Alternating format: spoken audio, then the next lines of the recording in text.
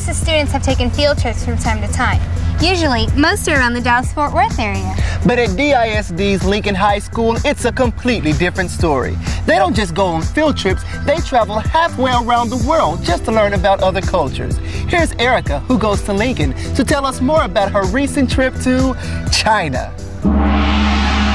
Thanks, guys. I'm here at my home school, the Humanities and Communications Magnet at Lincoln High School, and I'll be your guide on a fantastic trip that my classmates and I took earlier this year.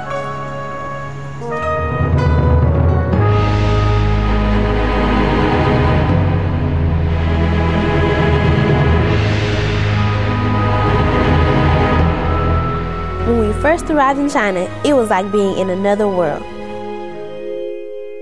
We stayed in Beijing, but as a surprise, we were flown to Harbin, China, where we saw a city made entirely of ice. It was awesome.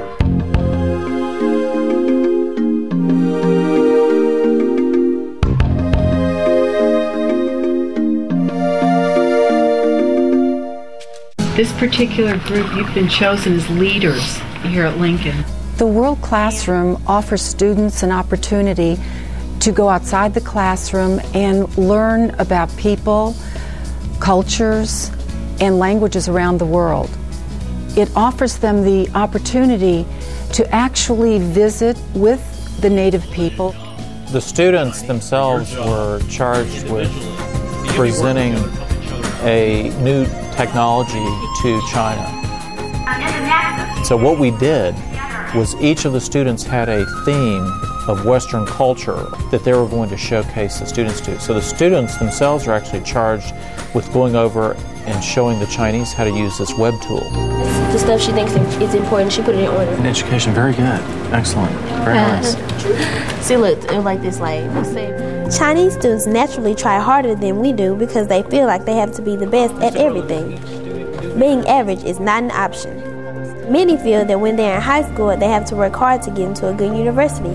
If they're accepted, they then have to work harder to graduate in order to have good careers. Working with the Chinese students to do our themes and work on our web pages, we use a ThinkQuest, which is a web page building tool, and we use the Intel thinking tools. And so I was astonished when they got finished with their work, because I'm like, wow, you did that in this little amount of time. For students traveling abroad for the first time, this is a new experience. They're unaware of what's involved in traveling and the preparation that it takes. Through private funding, through grants, and various other opportunities, we are able to take the students outside the classroom. We feel that it's important to allow all students to participate on the trip, whether or not they have the funds or not. So most of the students put in very little money into the program, but we encourage them to put in time, effort, and work for their position on the trip.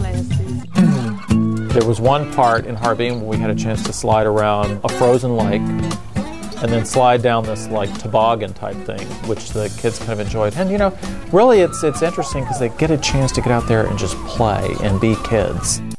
When we were walking up the wall, it was like we were in awe. You couldn't believe that you were actually there, that our feet were actually planted on this wall, and it's so historical and it's so amazing. It's like we're really there and we're walking up the wall. I really enjoyed the opportunity to share aspects of my culture and learn about life in China. One of the best ways to experience another culture is to talk to people from other parts of the world and get to know them. We all have the same goals in mind, and that is to educate our students, expand their minds, and become worldwide leaders in the community. We can do this, and we can extend outside the classroom.